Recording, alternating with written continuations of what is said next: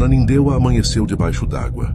Ruas tomadas, casas invadidas, famílias perdendo móveis, eletrodomésticos. Histórias de prejuízo e desespero se repetem em vários bairros da cidade. E enquanto a população tenta salvar o pouco que tem, a pergunta é inevitável. Onde está quem prometia gestão eficiente?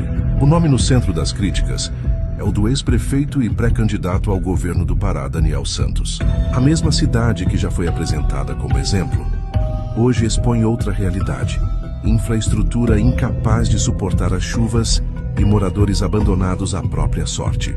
Os registros recebidos mostram ruas intransitáveis, água dentro das casas e prejuízos que ninguém sabe quem vai pagar. É esse o modelo de gestão que se pretende levar para todo o estado? A população cobra respostas, cobra presença, cobra solução. Porque enquanto o discurso avança, a realidade está afundando.